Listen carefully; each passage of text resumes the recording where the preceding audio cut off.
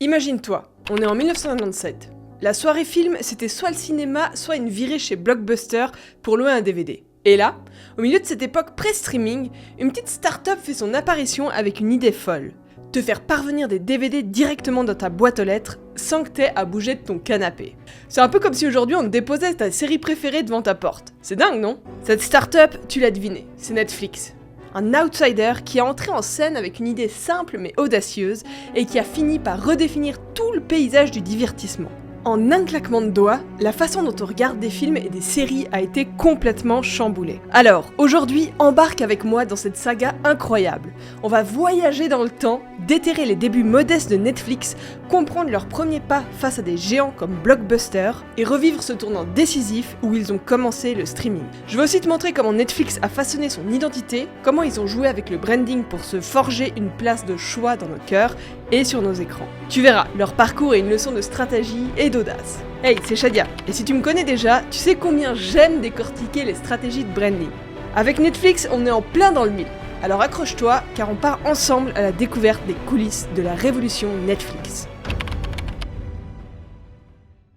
Est-ce que tu te souviens du premier logo Netflix? Ah, c'était à l'époque des DVD. Simple, blanc sur fond rouge avec une petite courbe en dessous, comme pour imiter un cinémascope. De la sobriété à l'audace, le logo, il a bien changé. En 2014, ils ont passé au célèbre N audacieux, un reflet parfait de leur passage au streaming et de leurs ambitions grandissantes. On dirait bien que l'ancien logo était fait pour une époque révolue, celle des DVD, tandis que le nouveau y créait haut et fort « Regardez-nous, on est l'avenir du divertissement ». Mais le branding, tu connais le refrain, c'est pas juste une affaire de logo.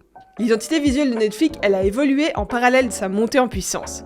T'as sûrement remarqué comment le noir profond et le rouge vibrant de Netflix transmettent cette sensation de passion, d'aventure et de drame, tout ce qu'on aime dans leurs shows.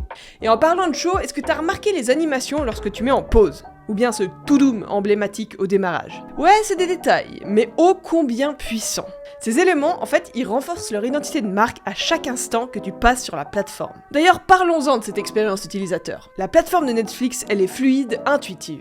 Les suggestions de films et de séries sont si bien ciblées qu'on se demande parfois s'ils peuvent lire dans nos pensées. Et ces petites vignettes animées qui donnent un aperçu du show, c'est du pur génie. C'est un peu comme une vitrine qui nous invite, nous séduit et nous plonge dans un nouvel univers à chaque fois. Netflix l'a compris, une marque c'est pas juste un nom, c'est une expérience, un sentiment, une histoire. Et à travers chaque aspect de son design, du logo à la moindre animation, Netflix nous raconte son histoire, celle d'un pionnier, d'un visionnaire, d'un géant qui ne cesse de grandir. En fait, quand on y pense, tout ça c'est lié. L'ascension phénoménale de Netflix, son audace en matériel de branding, son expérience utilisateur, tout ça, ça forme un tout cohérent qui résonne avec nous, fans du divertissement. Et toi, comment est-ce que tu perçois cette évolution de l'identité de Netflix? Bon, c'était la partie fun. Maintenant, on va plonger dans un domaine que j'adore, l'analyse des données. Prépare-toi à être époustouflé par la façon dont Netflix utilise ces précieuses données pour nous garder collés à nos écrans.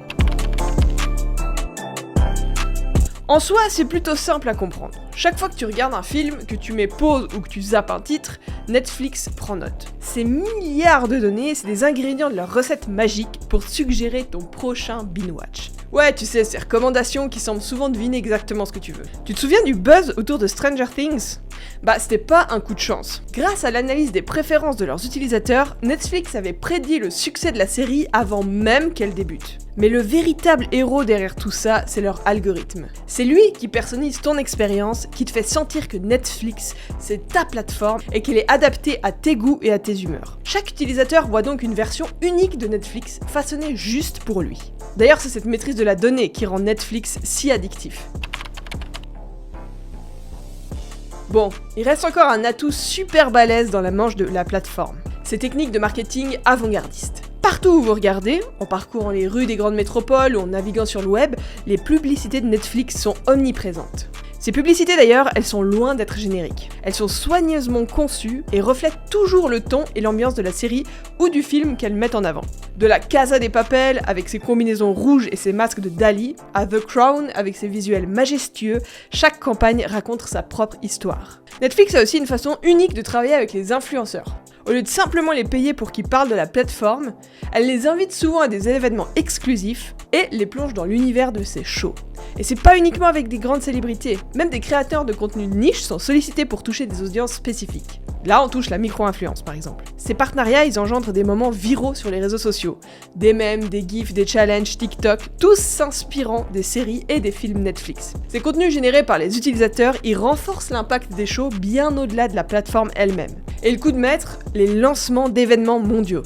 Netflix a cette capacité de faire d'une sortie d'une série un événement mondial incontournable. Par exemple, lors de la sortie d'une nouvelle saison de Stranger Things, non seulement les fans attendaient avec impatience, mais la culture pop tout entière semblait être en effervescence. Les médias en parlent, les fans ils organisent des soirées de visionnage et des influenceurs ils analysent chaque épisode. Derrière tout ça, il y a une équipe marketing qui comprend profondément son public. Ils savent comment susciter l'enthousiasme, la curiosité et surtout cette envie irrésistible de cliquer sur « Regardez le prochain épisode ». C'est cette combinaison de data, de créativité et de compréhension du public qui fait de Netflix un titan, non seulement du streaming, mais aussi du marketing mondial. Alors, que vous soyez un professionnel du marketing ou simplement un spectateur curieux, la stratégie de Netflix est indéniablement une source d'inspiration. C'est une leçon de maître sur la manière de capturer l'attention dans un monde saturé de contenu. Je pense que vous commencez à réaliser que la plateforme elle a redéfini nos habitudes de consommation. Avant, on attendait chaque semaine pour visionner le nouvel épisode de notre série du moment. Mais avec Netflix, cette tradition est bouleversée. Le binge-watching, c'est devenu la norme. D'ailleurs, c'est pas seulement la manière de consommer qui a changé. Le branding de Netflix, en s'associant fermement à la notion de binge-watching, c'est ancré dans l'esprit collectif. Donc, quand on pense marathon télé, on pense immédiatement à Netflix. C'est une vraie prouesse en matière d'identité de marque à l'ère du numérique. Face à cette montée en puissance, les chaînes traditionnelles, elles ont vu leur utilité être remise en question. Les programmes qui étaient autrefois incontournables, ils ont dû céder du terrain face à l'audace des productions originales de Netflix. Et devant une telle perturbation, les acteurs traditionnels, ils ont réagi de plusieurs manières. Certains ont tenté de résister en restant fidèles à leur modèle et à leur identité de marque, tandis que d'autres, ils ont adapté leur stratégie en lançant leur propre plateforme de streaming ou en s'associant à Netflix. Au final, Netflix a clairement montré que la perturbation ne se limite pas au contenu. Elle s'étend également à la manière dont une marque se forge une place et une résonance dans l'esprit de son public. C'est vraiment une transformation qui redéfinit les règles du jeu dans l'univers du divertissement. Ok, maintenant on va jeter un coup d'œil à ce que Netflix nous réserve pour l'avenir. Vous avez remarqué leur incursion dans les jeux vidéo et cette intrigue autour de la réalité virtuelle. C'est pas juste des coups marketing, mais bel et bien une preuve que Netflix cherche toujours à être en avance sur son temps. Mais attention, parce que tout n'est pas rose.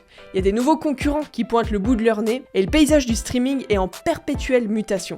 La vraie question, je pense que c'est comment est-ce que Netflix va gérer tout ça ? Si on suit à leur passé, on peut parier qu'ils ont déjà un plan en tête. Après tout, ils sont pas devenus les rois du streaming pour rien. Alors, Netflix. Une aventure qui a débuté avec des DVD envoyés par courrier et qui s'est transformée en une révolution du divertissement. Ce parcours incroyable reflète non seulement une maîtrise technologique, mais aussi une intelligence en termes de branding. D'une identité visuelle bien pensée à des contenus qui font vibrer le monde, tout est savamment orchestré. Peut-être qu'on assistera à l'apparition de contenus encore plus immersifs, allant au-delà du simple streaming. Imaginez des expériences en réalité virtuelle ou augmentée qui nous plongent littéralement dans nos séries favorites. En faisant ça, Netflix renforcerait son statut d'innovateur et assoirait son image de marque comme le sanctuaire incontournable du divertissement. Ou alors, qu'est-ce que vous diriez d'une fusion entre cinéma, séries, jeux vidéo et bien d'autres médias ? Netflix pourrait clairement bien évoluer dans une autre plateforme multimédia globale, qui offrirait une gamme de contenus encore plus large, et en faisant ça, son branding n'en serait que plus fort. Ce qui est sûr, c'est en tout cas qu'ils vont pas s'arrêter là.